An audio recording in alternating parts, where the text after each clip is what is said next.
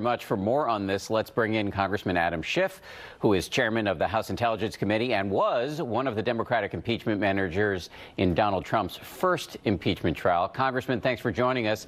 So when you were a manager in President Trump's first impeachment trial, you pushed really hard for witnesses. Why haven't the current managers pushed for witnesses like Kevin McCarthy to come forward and help establish a timeline of what the president said and did and what he didn't say and didn't do during the riot? Well, each case is different. What we really wanted in the last trial was to be able to present the case as we thought best, and we thought it was best to bring in witnesses. I have every confidence that Jamie will make the right decision about this trial. They've already proven the president's guilt overwhelmingly, all of his lies and actions leading up to that day, his incitement on that day, his failure to come to the vice president's rescue on that day. And I think among the most powerful evidence of that is what he said at 6 p.m. that day when he said, these are the things and events that happen essentially when you strip away a landslide victory. This is what happened, the president is communicating, when you don't follow my lies.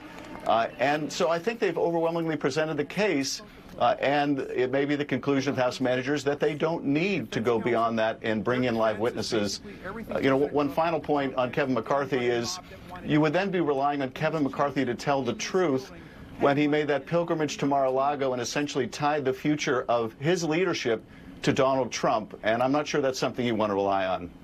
As of right now, it seems highly likely that you will not get enough Republicans to vote to convict. Assuming that that is the case, what's going to happen next? Is this just over, or are you going to push for some sort of bipartisan censure vote in both houses of Congress? Well, I think the managers, and I would include myself in this line of thinking, are not going beyond the end of the trial. Right now, the focus is on trying to persuade senators to do the right thing. Now, they may or may not. And there's been a lot of talk about how if this was a secret ballot, the conviction would be overwhelming. If that's true, and I think it is, then what this is really about right now is political courage. Do the Republican senators have the courage to follow the evidence, to follow their oath, or are they going to be too worried about angering their base?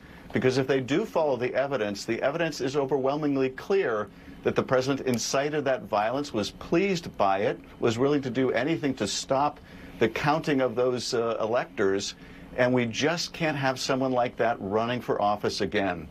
As of right now, though, it does not look like you're going to get enough Republican votes to convict. So assuming that continues to be the case, what will this all have been for? What will have been accomplished by putting on a trial when the result seems to have been preordained?